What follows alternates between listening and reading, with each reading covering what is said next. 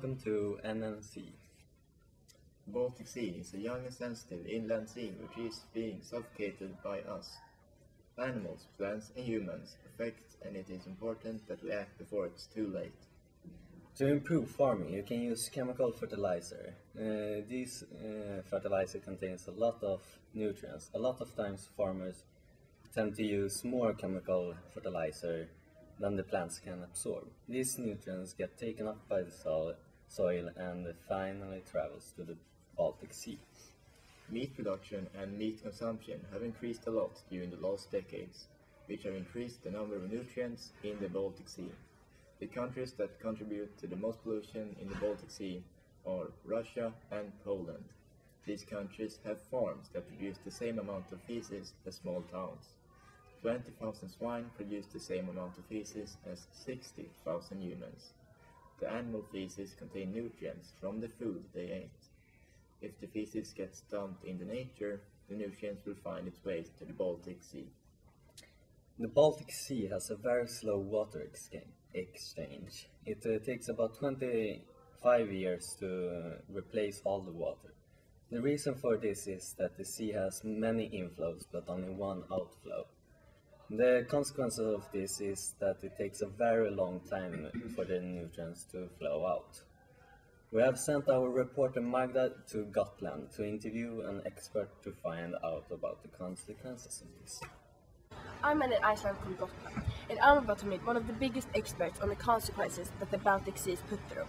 Her name is Dr. Kelso, and she comes from the Ruden University.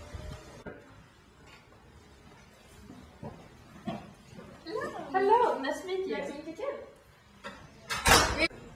All these nutrients that end up in the inland sea, what consequences do they make?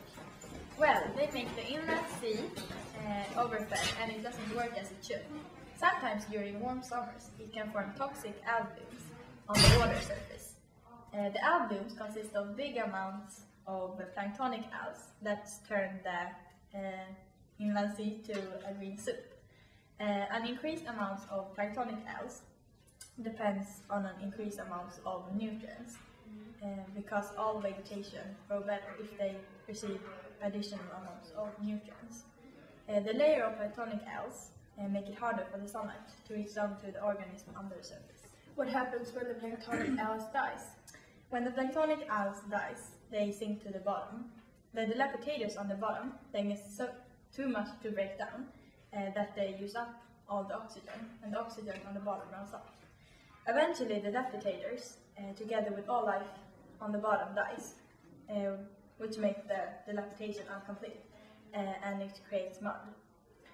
All animals in the water have a hard time to survive, which makes us humans choose meat instead of fish, which makes the Baltic Sea feel even worse.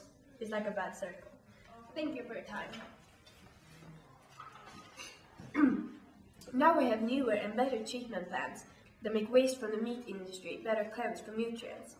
If all industries would invest in such treatment plants, the amount of nutrients that would end up in the Baltic Sea would decrease.